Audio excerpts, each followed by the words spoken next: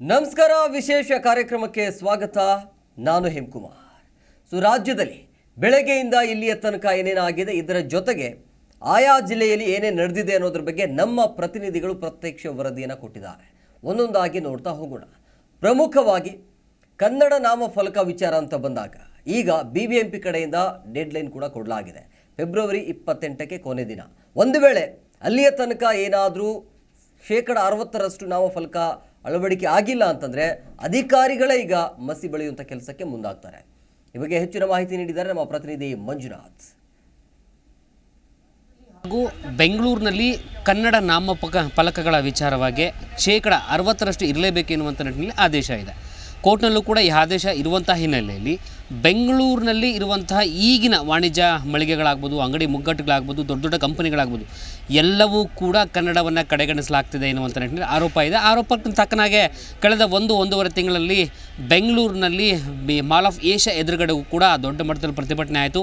ಕನ್ನಡ ಪರ ಸಂಘಟನೆಗಳು ದೊಡ್ಡ ಮಟ್ಟದಲ್ಲಿ ತೀವ್ರವಾದಂತಹ ಆಕ್ರೋಶವನ್ನು ವ್ಯಕ್ತಪಡಿಸ್ತಾ ಅವರು ಜೈಲು ಪಾಲಾಗುವಂಥ ಕೆಲಸ ಕೂಡ ಆಯಿತು.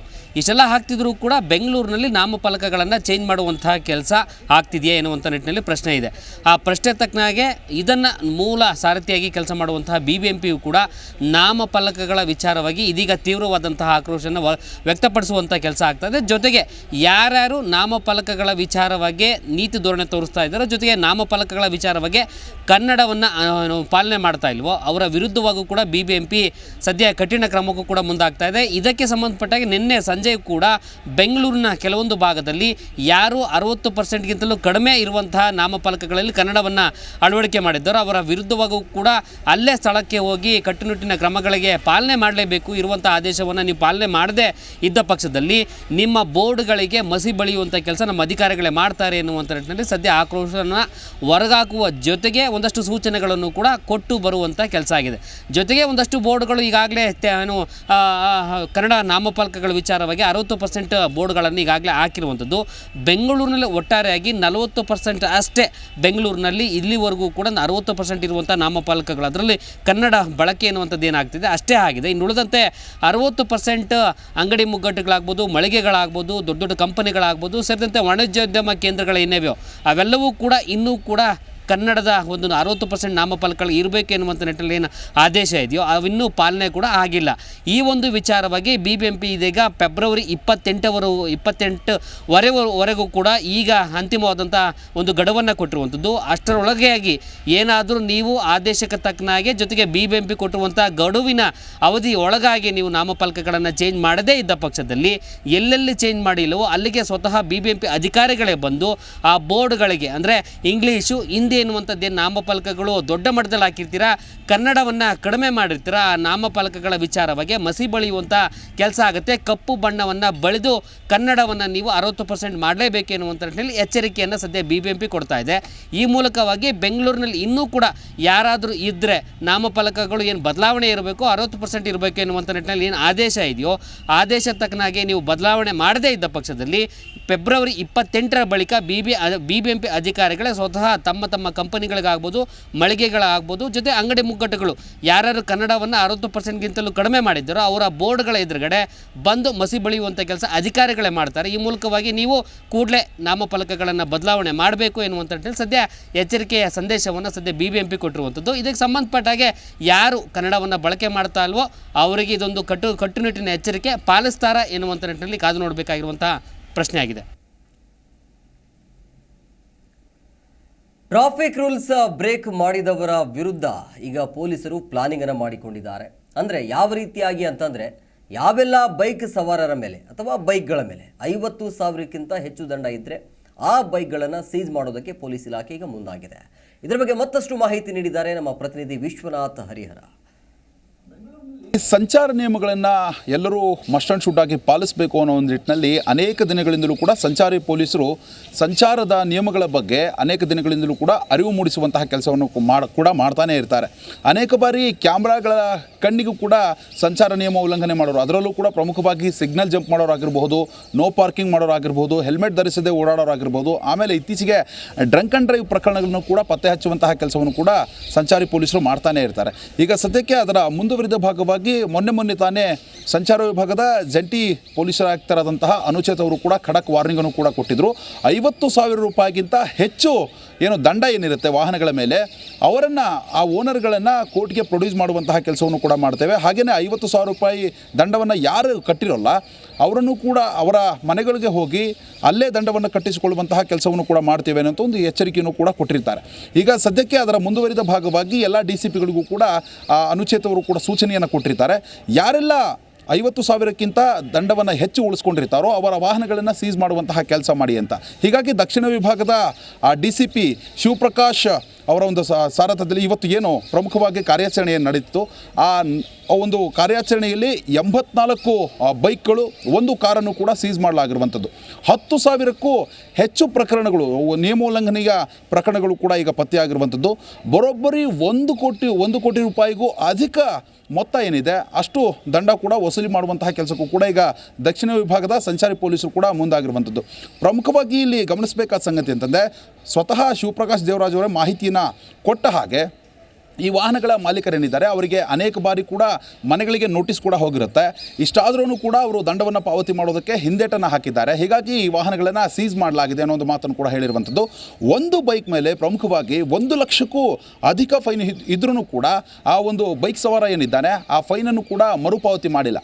ಹೀಗಾಗಿ ಆ ಬೈಕನ್ನು ಸೀಸ್ ಮಾಡುವಂತಹ ಕೆಲಸವನ್ನು ಕೂಡ ಮಾಡ್ತೇವೆ ಅನ್ನೋ ಖಡಕ್ ವಾರ್ನಿಂಗನ್ನು ಕೂಡ ಈಗ ಕೊಟ್ಟಿರುವಂಥದ್ದು. ಮುಂದಿನ ದಿನಮಾನಗಳಲ್ಲಿ ಯಾರೆಲ್ಲ ಬೈಕ್ಗಳನ್ನು ಅಂತಂದರೆ ಈ ಕಾರ್ಯಾಚರಣೆ ಏನಿದೆ ಈ ಕಾರ್ಯಾಚರಣೆ ಹೀಗೆ ಮುಂದುವರಿಯುವಂತಹ ಸಾಧ್ಯತೆ ಕೂಡ ಇರುವಂಥದ್ದು. ಯಾಕಂತಂದರೆ ಅನೇಕ ದಿನಗಳಿಂದಲೂ ಕೂಡ ಬೆಂಗಳೂರಿನಲ್ಲಿ ಸಂಚಾರ ನಿಯಮ ಉಲ್ಲಂಘನೆ ಮಾಡಿಕೊಂಡು ಅಪಘಾತ ಮಾಡಿಕೊಂಡು ತಮ್ಮ ಪ್ರಾಣಕ್ಕೆ ತಾವೇ ಕುತ್ತನ್ನು ತಂದುಕೊಳ್ಳುವಂತಹ ಕೆಲಸವನ್ನು ಅನೇಕ ಬೈಕ್ ಸವಾರರಾಗಿರ್ಬೋದು, ವಾಹನ ಸವಾರರಾಗಿರ್ಬೋದು ಮಾಡ್ಕೊಳ್ತಾನೆ ಇರ್ತಾರೆ. ಹೀಗಾಗಿ ಸಂಚಾರ ನಿಯಮಗಳನ್ನು ಪಾಲನೆ ಮಾಡಬೇಕು, ಎಲ್ಲ ಕಟ್ಟುನಿಟ್ಟಾಗಿ ಜಾರಿಯಾಗಬೇಕು ಅನ್ನೋ ಒಂದು ನಿಟ್ಟಿನಲ್ಲೂ ಕೂಡ ಸಂಚಾರಿ ಪೊಲೀಸರು ಹೊಸ ಪ್ರಕಾರಗಳಲ್ಲಿ ನಿಯಮ ಉಲ್ಲಂಘನೆ ಮಾಡೋರ ವಿರುದ್ಧವಾಗಿ ಸಮರವನ್ನು ಸಾರ್ತಾನೆ ಇರ್ತಾರೆ. ಈಗ ಮುಂದುವರಿದ ಭಾಗ ಇವಾಗ 50,000 ರೂಪಾಯಿಗೂ ಹೆಚ್ಚು ದಂಡ ಏನು ಉಳಿಸ್ಕೊಂಡಿರ್ತಾರೆ ಅವರಿಗೂ ಕೂಡ ಚಾಟಿ ಬೀಸುವಂತಹ ಕೆಲಸವನ್ನು ಕೂಡ ಮಾಡಿರುವಂಥದ್ದು. ಒಟ್ಟಾರೆಯಾಗಿ ಮುಂದಿನ ದಿನಮಾನಗಳಲ್ಲೂ ಕೂಡ ಎಲ್ಲ ವಿಭಾಗಗಳಲ್ಲೂ ಸಂಚಾರಿ ಪೊಲೀಸರು ಇದೇ ರೀತಿಯಾದಂತಹ ಕಾರ್ಯಾಚರಣೆಯನ್ನು ಮಾಡುವಂತೆ ಅನುಚೇತ್ ಅವರು ಕೂಡ ಸೂಚನೆಯನ್ನು ಕೊಟ್ಟಿದ್ದಾರೆ. ಈ ಕಾರ್ಯಾಚರಣೆ ಕೂಡ ಸ್ವತಃ ಹೀಗೆ ಮುಂದುವರಿಯುವಂತಹ ಸಾಧ್ಯತೆ ಕೂಡ ಇರುವಂಥದ್ದು. ವಿಶ್ವನಾಥ್ ಹರಿಹರ, ಜಿ ಕನ್ನಡ ನ್ಯೂಸ್, ಬೆಂಗಳೂರು.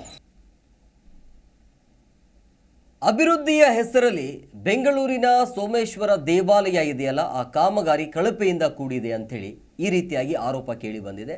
ಈಗ ಅಲ್ಲಿರುವಂಥ ಸ್ಥಳೀಯರು ದೂರನ್ನು ಕೂಡ ಕೊಟ್ಟಿದ್ದಾರೆ. ಅಂದರೆ ದೇವಸ್ಥಾನದ ಹೆಸರಲ್ಲಿ ಲಕ್ಷ ರೂಪಾಯಿ ಹಣವನ್ನು ಗುಳು ಮಾಡಿದ್ದಾರೆ ಎನ್ನುವಂಥ ಆರೋಪ. ಇದರ ಬಗ್ಗೆ ಮತ್ತಷ್ಟು ಮಾಹಿತಿ ನೀಡಿದ್ದಾರೆ ನಮ್ಮ ಪ್ರತಿನಿಧಿ ಭವ್ಯ ಸುನೀಲ್.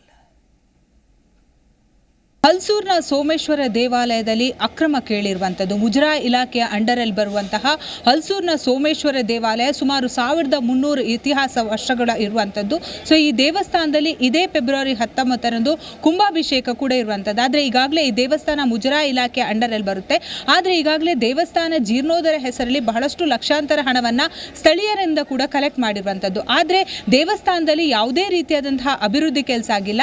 ಸೋಮೇಶ್ವರ ದೇವಾಲಯದಲ್ಲಿ ಮೂರ್ತಿಗಳಾಗಿರ್ಬೋದು, ಹಾಗೇನೆ ಅಲ್ಲಿರುವಂತಹ ಪೇಂಟ್ನ ಕೆಲಸ ಆಗಿರ್ಬೋದು, ಎಲ್ಲ ಹಾಗೇನೆ ಬಿದ್ದಿರುವಂಥದ್ದು. ದೇವಸ್ಥಾನ ಸಂಪೂರ್ಣ ಕೆಡವಿದ ಸ್ಥಿತಿಯಲ್ಲಿದೆ. ಆದರೆ ಲಕ್ಷ ಹಣವನ್ನು ಸ್ಥಳೀಯರಿಂದ ಆಗಿರ್ಬೋದು, ಹಾಗೇನೆ ಘಟಾನುಘಟಿ ನಾಯಕರುಗಳಿಂದ ಕಲೆಕ್ಟ್ ಮಾಡಿ ಹಣವನ್ನು ಕೇವಲ ಅಂದರೆ ಪೋಲಾಗುವ ರೀತಿಯಲ್ಲಿ ಕುಂಭಾಭಿಷೇಕ ಮಾಡ್ತಿದ್ದಾರೆ ಅಂತ ಸ್ಥಳೀಯರು ಆರೋಪವನ್ನು ಕೂಡ ಮಾಡ್ತಾ ಇದ್ದಾರೆ. ಮತ್ತೊಂದು ಕಡೆ ಮುಜರಾಯಿ ಇಲಾಖೆಯ ಅಂಡರಲ್ಲಿ ಈ ದೇವಸ್ಥಾನ ಬರುವಂಥದ್ದು. ಸೊ ಸ್ಥಳೀಯರು ಬಹಳಷ್ಟು ಬಾರಿ ಮುಜರಾಯಿ ಇಲಾಖೆ ಕಮಿಷನರ್ಗೆ ಕೂಡ ದೂರನ್ನು ಕೊಟ್ಟಿದ್ರು. ಈ ಸಂದರ್ಭದಲ್ಲಿ ದೇವಸ್ಥಾನದಲ್ಲಿ ಬಹಳಷ್ಟು ಅಕ್ರಮ ನಡೀತಾ ಇದೆ. ಸೊ ಇದನ್ನು ಆದಷ್ಟು ಬೇಗ ತಡೆಗಟ್ಟಬೇಕನ್ನೋ ಆರೋಪವನ್ನು ಕೂಡ ಮಾಡಿದ್ರು. ಆದರೆ ಇಲ್ಲಿವರೆಗೆ ವಿಪರ್ಯಾಸ ಅಂದರೆ ಮುಜರಾಯಿ ಇಲಾಖೆಯಿಂದ ಯಾವುದೇ ರೀತಿಯಾದಂತಹ ರೆಸ್ಪಾನ್ಸ್ ಕೂಡ ಸಿಗದೇ ಇರುವಂಥದ್ದು. ಸೊ ಸದ್ಯ ಈಗ ಸ್ಥಳೀಯರು ಆತಂಕವನ್ನು ವ್ಯಕ್ತಪಡಿಸ್ತಾ ಇದ್ದಾರೆ. ಯಾಕಂದರೆ ಹಲ್ಸೂರಿನ ಸುತ್ತಮುತ್ತ ಸೋಮೇಶ್ವರ ದೇವಾಲಯವನ್ನು ಬಹಳಷ್ಟು ಭಕ್ತಾದಿಗಳು ಬಹಳಷ್ಟು ನಂಬಿಕೆಯಿಂದ ಕೂಡ ಆರಾಧಿಸ್ತಾ ಬಂದಿರುವಂಥದ್ದು. ಸೊ ಸುತ್ತಮುತ್ತ ಜನರಿಗೆ ಈಗ ಭಯ ಕಾಡ್ತಾ ಇದೆ. ಯಾಕಂದರೆ ದೇವಸ್ಥಾನ ಒಂದು ಕಡೆ ಅಭಿವೃದ್ಧಿ ಆಗಿಲ್ಲ. ಸೊ ಈಗಾಗಲೇ ಕುಂಭಾಭಿಷೇಕ ಮಾಡೋದಕ್ಕೆ ಹೊರಟಿರುವಂಥದ್ದು. ಮುಂಬರುವಂತಹ ದಿನಗಳಲ್ಲಿ ಇಲ್ಲಿನ ಸ್ಥಳೀಯರಿಗೆ ಯಾವ ರೀತಿಯಾದಂತಹ ತೊಂದರೆ ಆಗಬಾರ್ದು. ಮುಜರಾಯಿ ಇಲಾಖೆಯ ಸಚಿವ ರಾಮಲಿಂಗಾರೆಡ್ಡಿ ಅವರು ಇದರ ಬಗ್ಗೆ ಗಮನ ಹರಿಸಬೇಕಂತ ಈಗಾಗಲೇ ಆಕ್ರೋಶವನ್ನು ಕೂಡ ಹೊರಹಾಕ್ತಿರುವಂಥದ್ದು. ಇನ್ನು ಬಾಗಲಕೋಟೆಯಲ್ಲಿ ಪೀಠಾಧಿಪತಿ ಆಯ್ಕೆ ವಿಚಾರವಾಗಿ ಸ್ವಾಮೀಜಿ ಹಾಗೂ ಭಕ್ತರ ನಡುವೆ ವಾದ ವಿವಾದ ನಡೀತಾ ಇದೆ. ಈ ವಾದ ವಿವಾದ ನಡೀತಾ ಇರೋದು ಯಾಕೆ, ಯಾವ ಕಾರಣಕ್ಕಾಗಿ ಈ ರೀತಿಯಾಗಿ ವಿವಾದಗಳು ಅಲ್ಲಿ ಶುರು ಆಗಿದೆ ಅನ್ನೋದ್ರ ಬಗ್ಗೆ ನಮ್ಮ ಪ್ರತಿನಿಧಿ ಸೋಮಶೇಖರ್ ಹೆಚ್ಚಿನ ಮಾಹಿತಿ ನೀಡಿದ್ದಾರೆ. ನೋಡ್ಕೊಂಡು ಬರೋಣ. ಬಾಗಲಕೋಟೆ ತಾಲೂಕಿನ ಕಲಾದ್ಗಿ ಗ್ರಾಮದಲ್ಲಿರುವ ಶ್ರೀ ಗುರುಲಿಂಗೇಶ್ವರ ಮಠದ ವಿವಾದ ಮತ್ತೆ ಬೊಂಡೆಲೆಗೆ ಬಂದಿದೆ.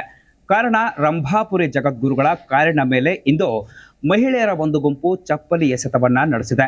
ಕಾರಣ ಕಳೆದ 2015ರಲ್ಲಿ ಕಲಾದಗಿಯಲ್ಲಿರುವ ಶ್ರೀ ಗುರುಲಿಂಗೇಶ್ವರ ಮಠಕ್ಕೆ ಪೀಠಾಧಿಪತಿ ನೇಮಕ ವಿವಾದ ಇನ್ನೂ ಕೂಡ ಬಗೆಹರಿಯದ ಕಾರಣ ಈ ವಿವಾದ ಜರುಗಿರುವಂಥದ್ದು. ಇನ್ನು ಕಳೆದ 2015ರಲ್ಲಿ ಶ್ರೀ ಗುರುಲಿಂಗೇಶ್ವರ ಮಠಕ್ಕೆ ಅಂದಿನ ಪೀಠಾಧಿಪತಿಯಾಗಿದ್ದ ಚಂದ್ರಶೇಖರ್ ಸ್ವಾಮೀಜಿಯವರು ಲಿಂಗೈಕ್ಯರಾದ ಬಳಿಕ ಅವರ ಸಂಬಂಧಿಯಾದಂತಹ KM ಗಂಗಾಧರ್ ಅವರನ್ನ ಪೀಠಾಧಿಪತಿಯನ್ನಾಗಿ ನೇಮಕ ಮಾಡಲಾಗಿತ್ತು. ಜೊತೆಗೆ ರಂಭಾಪುರಿ ಜಗದ್ಗುರುಗಳ ರಂಭಾಪುರಿ ಮಠದ ಶಾಖಾ ಮಠವಾಗಿರುವ ಶ್ರೀ ಗುರುಲಿಂಗೇಶ್ವರ ಮಠಕ್ಕೆ ಗಂಗಾಧರ ಸ್ವಾಮೀಜಿ ಅವರನ್ನ ಪೀಠಾಧಿಪತಿಯನ್ನಾಗಿ ನೇಮಕ ಮಾಡಿದ ಬಳಿಕ ಗ್ರಾಮಸ್ಥರು ಇದಕ್ಕೆ ವಿರೋಧವನ್ನ ವ್ಯಕ್ತಪಡಿಸಿದ್ರು. ವಿದ್ವತ್ತಿರುವಂತಹ ಬೇರೆ ಸ್ವಾಮೀಜಿಯನ್ನ ಪೀಠಾಧಿಪತಿಯನ್ನಾಗಿ ನೇಮಿಸಬೇಕು ಮತ್ತು ಅವರ ವಂಶ ಪಾರಂಪರೆಯನ್ನ ಮುಂದುವರಿಸಿ ಈ ರೀತಿ ಪೀಠಾಧಿಪತಿಯನ್ನಾಗಿ ನೇಮಿಸಬೇಡಿ ಎನ್ನುವ ಒಂದು ಬೇಡಿಕೆಯನ್ನ ಇಟ್ಟಿದ್ರು. ಹೀಗಾಗಿ ಕಳೆದ 2015ರಲ್ಲಿಯೂ ಕೂಡ ಕಲಾದಗಿ ಗ್ರಾಮದಲ್ಲಿ ಉದ್ವಿಗ್ನ ಸ್ಥಿತಿ ನಿರ್ಮಾಣವಾಗಿ ಅಂದೂ ಕೂಡ ಜಗದ್ಗುರು ರಂಭಾಪುರಿ ಜಗದ್ಗುರುಗಳ ಕಾರಿಗೆ ಅಡ್ಡಲಾಗಿ ಕಲ್ಲುಗಳನ್ನು ಇಟ್ಟು ಪ್ರತಿಭಟನೆ ನಡೆಸಲಾಗಿತ್ತು. ಇವತ್ತು ಕೂಡ ರಂಭಾಪುರಿ ಜಗದ್ಗುರುಗಳು ಬಾಗಲಕೋಟೆ ತಾಲೂಕಿನ ಕಲಾದಗಿ ಗ್ರಾಮದ ಮಾರ್ಗವಾಗಿ ಉದಗಟ್ಟಿ ಗ್ರಾಮಕ್ಕೆ ತೆರಳುತ್ತಿದ್ದ ವೇಳೆ ಮತ್ತೆ ಇವತ್ತು ಪ್ರತಿಭಟನೆ ನಡೆದು ಸ್ವಾಮೀಜಿ ಅವರ ಕಾರಿನ ಮೇಲೆ ಚಪ್ಪಲಿ ಎಸೆತ ಆಗಿರುವಂತಹ ಘಟನೆ ಜರುಗಿರುವಂತದ್ದು. ಹೀಗಾಗಿ ಸ್ಥಳದಲ್ಲಿ ಬಿಗುವಿನ ವಾತಾವರಣ ನಿರ್ಮಾಣವಾಗಿದೆ. ಕಲಾದಗಿ ಪೊಲೀಸ್ ಠಾಣಾ ವ್ಯಾಪ್ತಿಯಲ್ಲಿ ಈ ಘಟನೆ ಜರುಗಿರುವುದರಿಂದ ಕಲಾದಗಿ ಪೊಲೀಸರು ಬಿಗಿ ಪೊಲೀಸ್ ಬಂದೋಬಸ್ತ್ ವ್ಯವಸ್ಥೆಯನ್ನ ಕಲ್ಪಿಸಿದ್ದಾರೆ. ಇನ್ನು ಈ ಮಠದ ವಿವಾದ ಈಗಾಗಲೇ ಜಿಲ್ಲಾ ನ್ಯಾಯಾಲಯದಲ್ಲಿ ಇರೋದರಿಂದ ಇನ್ನೂ ಕೂಡ ತೀರ್ಪು ಬಂದಿಲ್ಲ. ತೀರ್ಪು ಬರುವುದಕ್ಕಿಂತ ಮುಂಚೆನೆ ಈಗಿರುವಂತಹ ಗಂಗಾಧರ ಸ್ವಾಮೀಜಿಯವರೇನಿದ್ದಾರೆ ಮಠದಲ್ಲಿ ಮಠದ ದುರಸ್ತಿ ಕಾರ್ಯ ಮತ್ತು ಮಠಕ್ಕೆ ಸಂಬಂಧಿಸಿದ ಆಸ್ತಿ ಪಾಸ್ತಿಗಳ ಬಳಕೆ ಜೊತೆಗೆ ಮಠಕ್ಕೆ ಸಂಬಂಧಿಸಿದ ಹೊಲ ಗದ್ದೆಗಳಲ್ಲಿ ಉಳುಮೆ ಮಾಡುವುದು ಸೇರಿದಂತೆ ಇತರೆ ಕಾರ್ಯಚಟುವಟಿಕೆಗಳನ್ನು ನಡೆಸ್ತಾ ಇದ್ದು, ಹೀಗಾಗಿ ಇವುಗಳನ್ನು ನಡೆಸಬಾರದು ಎನ್ನುವುದು ಗ್ರಾಮಸ್ಥರ ಒಂದು ಗುಂಪಿನ ಬೇಡಿಕೆಯಾಗಿದೆ. ಹೀಗಾಗಿ ಈ ರೀತಿ ಗ್ರಾಮಸ್ಥರ ವಿರೋಧದ ನಡುವೆಯೂ ಕೂಡ ಪೀಠಾಧಿಪತಿಯ ನೇಮಕವಾಗಿರುವ ಹಿನ್ನೆಲೆಯಲ್ಲಿ ಎರಡು ಗುಂಪುಗಳ ನಡುವೆ ಬೂದಿ ಮುಚ್ಚಿದ ಕೆಂಡದ ರೀತಿ ಒಂದು ವಿವಾದ ಇದ್ದೇ ಇದ್ದು ಇವತ್ತು ಮತ್ತೆ ಮುನ್ನೆಲೆಗೆ ಬಂದಿದೆ. ಒಟ್ಟಾರೆ ಬಾಗಲಕೋಟೆ ತಾಲೂಕಿನ ಕಲಾದಗಿ ಗ್ರಾಮದಲ್ಲಿರುವ ಶ್ರೀ ಗುರುಲಿಂಗೇಶ್ವರ ಮಠ ಈಗ ವಿವಾದದ ಕೇಂದ್ರ ಬಿಂದುವಾಗಿದ್ದು, ನ್ಯಾಯಾಲಯದ ತೀರ್ಪಿನ ಬಳಿಕವೇ ಸ್ಪಷ್ಟತೆ ಗೊತ್ತಾಗಲಿದೆ. ಅದಕ್ಕಿಂತ ಮುಂಚೆ ಈ ರೀತಿ ಗದ್ದಲ ಗಲಾಟೆಗಳು ನಡೀತಾ ಇದ್ದು ಎಲ್ಲರೂ ಶಾಂತಿಯನ್ನ ಕಾಪಾಡಬೇಕೆನ್ನುವುದು ಸ್ಥಳೀಯ ಪ್ರಜ್ಞಾವಂತರ ಮಾತಾಗಿದೆ. ಜೊತೆಗೆ ಇದಕ್ಕೆ ಪ್ರತಿಕ್ರಿಯೆಯನ್ನು ನೀಡಿರುವ ರಂಭಾಪುರಿ ಜಗದ್ಗುರುಗಳು ಬಾಗಲಕೋಟೆಯಲ್ಲಿ ಇವತ್ತು ಮಾತನಾಡಿರುವಂಥದ್ದು, ಮಠದಲ್ಲಿ ದುರಸ್ತಿ ಕಾರ್ಯ ಮಠದ ಹೊಲಗಳನ್ನ ಬಳಸಿಕೊಳ್ತಾ ಇರೋದಕ್ಕೆ ಅವರು ಪ್ರತಿಕ್ರಿಯೆಯನ್ನು ನೀಡಿರುವಂಥದ್ದು ಏನಂದ್ರೆ ಅಭಿವೃದ್ಧಿ ಕಾರ್ಯಗಳನ್ನ ಮಾಡಬಾರದ ಎಂದು ಪ್ರಶ್ನಿಸಿದ್ದಾರೆ. ಒಂದು ಎರಡನೇದು ರಂಭಾಪುರಿ ಮಠದ ಶಾಖಾ ಮಠವಾಗಿರುವುದರಿಂದ ಪೀಠಾಧಿಪತಿ ನೇಮಕಕ್ಕೆ ಸಂಬಂಧಪಟ್ಟ ನಿರ್ಣಯಗಳನ್ನು ತೆಗೆದುಕೊಳ್ಳುವ ಹಕ್ಕು ಜಗದ್ಗುರುಗಳಿಗೆ ಇದೆ ಎನ್ನುವ ಮಾತನ್ನ ಹೇಳಿರುವಂಥದ್ದು. ಜೊತೆಗೆ ನ್ಯಾಯಾಲಯದ ತೀರ್ಪಿಗೆ ತಾವು ಬದ್ಧರಾಗಿದ್ದೇವೆ ಅಂತ ಹೇಳಿದ್ದಾರೆ. ಒಟ್ಟಾರೆ ಕಲಾದಗಿ ತಾಲೂಕಿನ ಕಲಾದಗಿ ಗ್ರಾಮದ ಮಠ ಈಗ ವಿವಾದದ ಕೇಂದ್ರ ಬಿಂದುವಾಗಿದೆ. ಬಾಗಲಕೋಟೆಯಿಂದ ಸೋಮಶೇಖರ್, ಜಿ ನ್ಯೂಸ್ ಕನ್ನಡ. ಬಿಜೆಪಿ ಶಾಸಕ ಬಸನಗೌಡ ಪಾಟೀಲ್ ಯತ್ನಾಳ್ ವಿರುದ್ಧ ಮತ್ತೊಂದು ನೋಟಿಸ್ ಜಾರಿಯಾಗಿದೆ. ಸೊ 24 ಗಂಟೆಯ ಒಳಗಡೆ ಆ ನೋಟಿಸ್ಗೆ ಸಂಬಂಧಪಟ್ಟಂತೆ ವಿಚಾರಣೆಗೆ ಹಾಜರಾಗಿರಬೇಕು ಅಂತೇಳಿ ಆ ನೋಟಿಸಲ್ಲಿ ಉಲ್ಲೇಖ ಕೂಡ ಇದೆ. ಸೊ ಯಾವ ಕಾರಣಕ್ಕಾಗಿ ನೋಟಿಸ್ ಕೊಡಲಾಗಿದೆ ಅನ್ನೋದ್ರ ಬಗ್ಗೆ ನಮ್ಮ ಪ್ರತಿನಿಧಿ ಸಿದ್ದು ಸಾತ್ಯಾಳ್ ಹೆಚ್ಚಿನ ಮಾಹಿತಿ ನೀಡಿದ್ದಾರೆ. ನೋಡೋಣ ಬನ್ನಿ. ಬಸನಗೌಡ ಪಾಟೀಲ್ ಯತ್ನಾಳ್ ಮಾಲೀಕತ್ವದಲ್ಲಿ ಏನು ಕಲಬುರಗಿಯ ಚಿಂಚೋಳಿ ತಾಲೂಕಿನಲ್ಲಿರತಕ್ಕಂಥ ಸಿದ್ದಸಿರಿ ಯತ್ನಾಳ್ ಕಾರ್ಖಾನೆಗೆ ಒಂದು ನೋಟಿಸ್ ಜಾರಿ ಮಾಡಿರ್ತಕ್ಕಂಥದ್ದು. ಏನು ಪ್ರಮುಖವಾಗಿ ಕಬ್ಬು ಅಭಿವೃದ್ಧಿ ಆಯುಕ್ತರು ಹಾಗೂ ಸಕ್ಕರೆ ನಿರ್ದೇಶಕರಿಂದ ಈ ಒಂದು ನೋಟಿಸ್ ಜಾರಿಯಾಗಿದೆ. ಪ್ರಮುಖವಾಗಿ ಅವರು ಕಬ್ಬನ್ನ ಪರ್ಮಿಷನ್ ಇರದೇನೆ ಕಬ್ಬು ನುರಿಸ್ತಕ್ಕಂಥದ್ದು ಏನು ಕಾರ್ಯವನ್ನು ಕೈಗೊಂಡಿದ್ದಾರೆ. ಈ ಹಿನ್ನೆಲೆಯಲ್ಲಿ ಒಂದು ನೋಟಿಸ್ ಜಾರಿ ಮಾಡಿರ್ತಕ್ಕಂಥದ್ದು. ಏನು ಸಿದ್ದಸಿರಿ ಸಕ್ಕರೆ ಕಾರ್ಖಾನೆಯಲ್ಲಿ ಏನು ಅವರು ಅನುಮತಿ ಪಡೆಯದೇನೆ ಕಬ್ಬು ನುರಿದರ ಜೊತೆಗೆ ಮಾಲಿನ್ಯ ನಿಯಂತ್ರಣ ಮಂಡಳಿಯ ನಿಯಮ ಉಲ್ಲಂಘಿಸಿದ್ದಕ್ಕೆ ಈ ಒಂದು ನೋಟಿಸ್ ಜಾರಿ ಮಾಡಿದ್ದಾರೆ. ಜೊತೆಗೆ ಈ ಹಿಂದೆಯೂ ಸಹಿತ ನೋಟಿಸ್ ಜಾರಿ ಮಾಡಿ ಕಾರ್ಖಾನೆಗೆ ಬೀಗವನ್ನು ಹಾಕಿದ್ರು. ಯಾಕಂದ್ರೆ ಇದೇ ರೀತಿ ಮಾಲಿನ್ಯ ನಿಯಂತ್ರಣ ಮಂಡಳಿ ಒಂದು ಉಲ್ಲಂಘನೆ ಮಾಡಿರ್ತಕ್ಕ ಸಂಬಂಧಪಟ್ಟಂಗೆ ಒಂದು ನೋಟಿಸ್ ಜಾರಿಯಾಗಿತ್ತು, ಬೀಗವನ್ನು ಹಾಕಿದ್ರು. ಆಗ ಅವರು ನ್ಯಾಯಾಲಯದ ಮೆಟ್ಟಿಲು ಹೋಗುವ ಮೂಲಕ ಆ ಕಾರ್ಖಾನೆಯನ್ನು ಪುನಃ ಪ್ರಾರಂಭ ಮಾಡಿದ್ರು, ಅದಕ್ಕೆ ತಡೆಯಾಜ್ಞೆಯನ್ನು ತಂದಿದ್ರು ಈ ಹಿಂದಿನ ನೋಟಿಸ್ಗೆ. ಆದ್ರೆ ಮತ್ತೆ ಅದು ತಡೆಯಾಜ್ಞೆ ಆದ್ಮೇಲೆ ಕಾರ್ಖಾನೆ ಪುನರಾರಂಭಗೊಂಡಿತ್ತು. ಈ ಹಿಂದೆ ನೀಡತಕ್ಕಂಥ ನೋಟಿಸ್ಗೆ ಸಮರ್ಪಕವಾಗಿ ಉತ್ತರ ನೀಡದ ಹಿನ್ನೆಲೆಯಲ್ಲಿ ಏನು ಮತ್ತೆ ಕಬ್ಬು ಅಭಿವೃದ್ಧಿ ಆಯುಕ್ತರು ಮತ್ತು ಸಕ್ಕರೆ ನಿರ್ದೇಶಕರಿಂದ ಒಂದು ನೋಟಿಸ್ ಜಾರಿಯಾಗಿದೆ. ಈ ನೋಟಿಸ್ ನಿನ್ನೆ ಜಾರಿಯಾಗಿರ್ತಕ್ಕಂಥದ್ದು. ಈ ನೋಟಿಸ್ನಲ್ಲಿ ಹೇಳೋದು 24 ಗಂಟೆ ಒಳಗೆ ಸಮಜಾಯಿಸಿ ಉತ್ತರ ನೀಡಬೇಕು, ಇಲ್ಲದೆ ಹೋದ್ರೆ ನಿಮ್ಮ ಮೇಲೆ ಮೊಕದ್ದಮೆ ದಾಖಲು ಮಾಡ್ತೀವಿ ಅಂತಕ್ಕಂಥ ಎಚ್ಚರಿಕೆಯನ್ನ ಏನು ಕೊಟ್ಟಿರ್ತಕ್ಕಂಥದ್ದು. ನಿಜಕ್ಕೂ ಕಲಬುರಗಿ ಜಿಲ್ಲೆಯಲ್ಲಿ ಸುಮಾರು 3-4 ಸಕ್ಕರೆ ಕಾರ್ಖಾನೆಗಳಿವೆ. ರೇಣುಕಾ ಶುಗರ್ಸ್ ಆಗಿರಬಹುದು, ಉಗಾರ್ ಶುಗರ್ಸ್ ಆಗಿರಬಹುದು, ಹಾಗೆ ಈಗ ಬಸನಗೌಡ ಪಾಟೀಲ್ ಯತ್ನಾಳ್ ಅವರ ಒಂದು ಕಾರ್ಖಾನೆ ಇದೆ. ಆದ್ರೆ ಇವು ಎಲ್ಲವೂ ಸಹಿತ ಈ 3-4 ಕಾರ್ಖಾನೆಗಳು ಈ ನಿಯಮನ ಉಲ್ಲಂಘನೆ ಮಾಡ್ತಾ ಇದ್ದಾರೆ. ಎಲ್ಲರೂ ಸಹಿತ ಏನು ಬಸನಗೌಡ ಪಾಟೀಲ್ ಯತ್ನಾಳ್ ಅವರ ಮಾಲೀಕತ್ವದ ಸಕ್ಕರೆ ಕಾರ್ಖಾನೆ ಯಾವ ರೀತಿ ನಿಯಮ ಉಲ್ಲಂಘನೆ ಮಾಡ್ತಿದೆ, ಇವರು ಸಹಿತ ಪರಿಸರ ಮಾಲಿನ್ಯ ನಿಯಂತ್ರಣ ಮಂಡಳಿ ಸಂಬಂಧಪಟ್ಟಂಗೆ ಏನು ಉಲ್ಲಂಘನೆ ಆಗ್ತಾ ಇದೆ. ಆದ್ರೆ ಅವರಿಗೆ ಯಾಕೆ ನೋಟಿಸ್ ಇಲ್ಲ? ಕೇವಲ ಬಸನಗೌಡ ಪಾಟೀಲ್ ಯತ್ನಾಳದ ಮಾಲೀಕತ್ವದ ಈ ಸಿದ್ಧಸಿರಿ ಶುಗರ್ಸ್ ಇದಕ್ಕೆ ಮಾತ್ರ ಯಾಕೆ ಅಂತಕ್ಕಂಥ ಪ್ರಶ್ನೆ ಎಲ್ಲರನ್ನ ಕಾಡ್ತಿರ್ತಕ್ಕಂಥದ್ದು. ಇದರಲ್ಲಿ ರಾಜಕೀಯ ಅಡಗಿದೆಯಾ ಅಂತಕ್ಕಂಥ ಪ್ರಶ್ನೆ ಕಾಡ್ತಾ ಇದೆ. ಹೀಗಾಗಿ ನಿಜಕ್ಕೂ ರಾಜ್ಯ ಸರ್ಕಾರ ಎಲ್ಲರಿಗೂ ನೋಟಿಸ್ ಜಾರಿ ಮಾಡೋ ಮೂಲಕ ಪ್ರತಿಯೊಬ್ಬರ ಮೇಲೂ ಯಾರು ಕಾನೂನು ಉಲ್ಲಂಘನೆ ಮಾಡ್ತಿದ್ದಾರೆ ಎಲ್ಲರ ಮೇಲೆ ಕ್ರಮ ಕೈಗೊಳ್ಳಬೇಕು. ಆದ್ರೆ ಬಸನಗೌಡ ಪಾಟೀಲ್ ಯತ್ನಾಳ್ ಅವರು ಬಿಜೆಪಿ ಮುಖಂಡರು ಅನ್ನೋ ಕಾರಣಕ್ಕೆ ಈಗ ಮಾಡ್ತಿದ್ದಾರೆ ಅನ್ನೋ ಪ್ರಶ್ನೆ ಕಾಡ್ತಿದೆ. ಇದಕ್ಕೆ ರಾಜ್ಯ ಸರ್ಕಾರ ಉತ್ತರ ಕೊಡಬೇಕಾಗಿದೆ, ಅಧಿಕಾರಿಗಳು ಉತ್ತರ ಕೊಡಬೇಕಾಗಿದೆ. ಜೊತೆಗೆ ಏನು ಬಿಜೆಪಿ ಮುಖಂಡರು ಹೇಳೋ ಪ್ರಕಾರ ಅಧಿಕಾರಿಗಳು ಸರ್ಕಾರದ ಕೈಗೊಂಬೆಯಾಗುವ ಮೂಲಕ ಈ ರೀತಿ ನೋಟಿಸ್ನ ಜಾರಿ ಮಾಡಿ ಏನು ಕಿರುಕುಳ ಕೊಡ್ತಿದ್ದಾರೆ ಅಂತಕ್ಕಂಥ ಆರೋಪ ಸಹಿತ ಕೇಳಿ ಬಂದಿದೆ. ಸಿದ್ದು ಸಾತ್ಯಾಳ್, ಜಿ ಕನ್ನಡ ನ್ಯೂಸ್, ಕಲಬುರಗಿ. ಇದಿಷ್ಟು ಇವರೆಗಿನ ಅಪ್ಡೇಟ್. ಮತ್ತಷ್ಟು ಅಪ್ಡೇಟ್ಗಾಗಿ ನೋಡ್ತಾ ಇರಿ ಜಿ ಕನ್ನಡ ನ್ಯೂಸ್. ಸತ್ಯವೇ ಸುದ್ದಿಯ ಜೀವಾಳ.